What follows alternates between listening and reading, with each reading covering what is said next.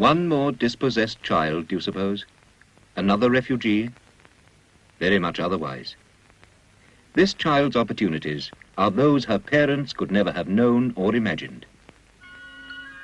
The inheritor of a society where housing is free, and schooling is free, and medicine, and electricity, and water, and no income tax. Which country?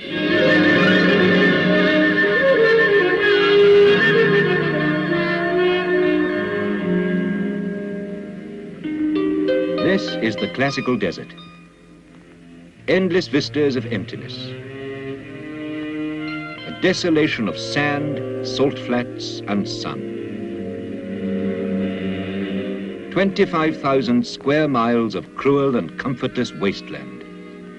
Such is the Sheikhdom of Abu Dhabi, stretching its bleak way from the Arabian empty quarter to the Gulf, abandoned, it would seem, by all the gifts of nature.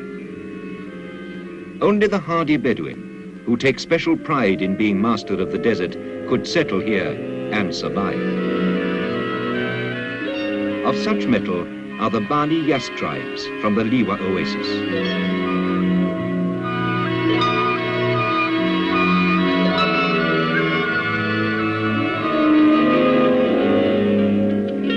More than 2 centuries ago, in 1761, their ancestors discovered a well on Abu Dhabi Island.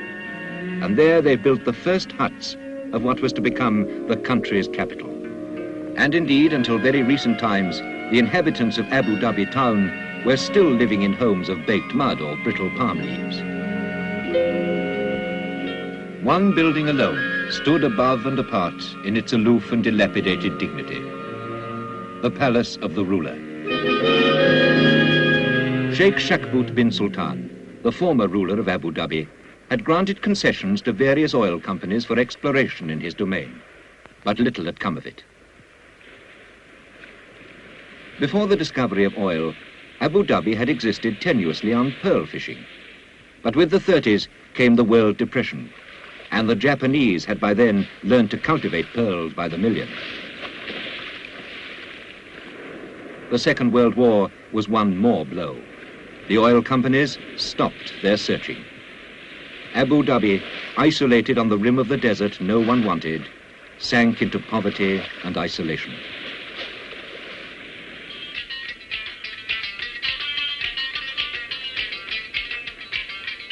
Economic depression has not the same meaning for the Bedouin, who have always come to terms with hardship. The people of Abu Dhabi were assured at least of subsistence. They could make do. The coastal people caught the fish. The dwellers in the oases harvested the dates and the vegetables.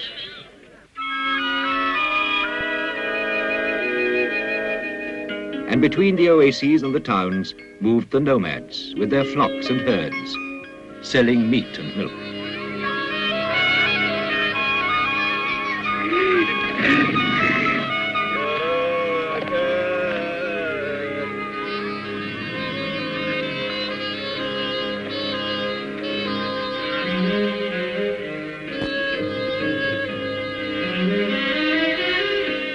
Their cash income might amount only to a few pounds a year, but they lived.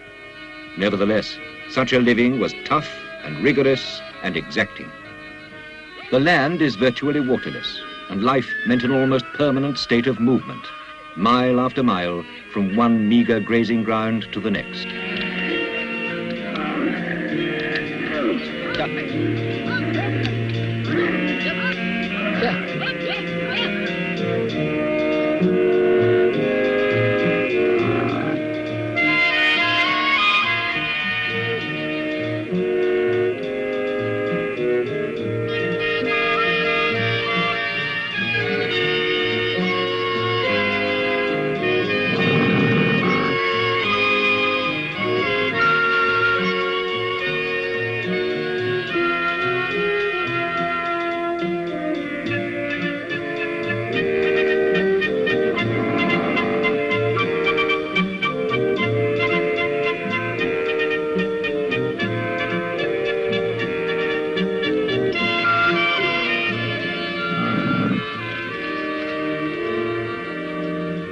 To the Bedou of the desert, with his ancestral memories of tribal traditions, an approaching stranger must always be identified and proved to be a friend. Only then will be exchanged the greetings, the salutations, and the passing on of news.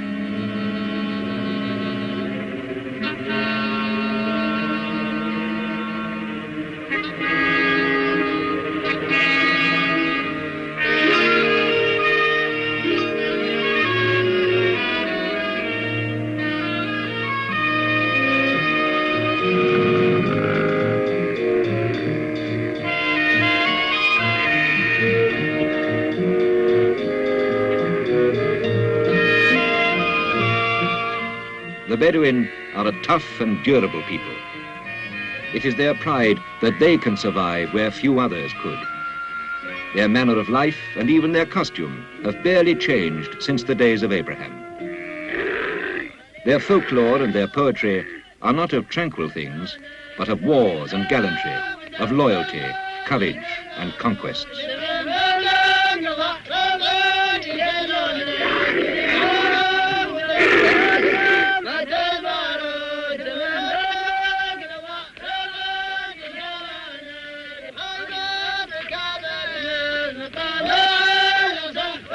Water is scarce in the desert. Out of necessity, they will cover hundreds of miles each year in search of grazing and water.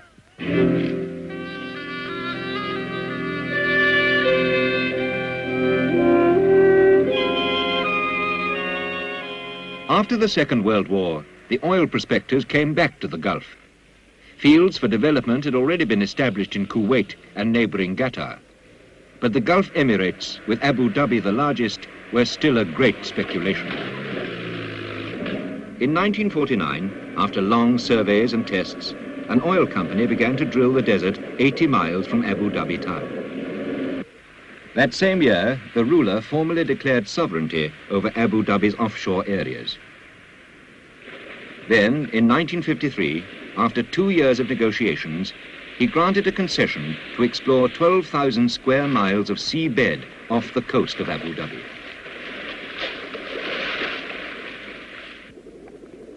The experts probed the seabed, examining its composition. And then, after seismic and gravimetric surveys, the drillers chose their spot. They set up their base on a nearby island called Das. The island was transformed into the headquarters for the underwater search.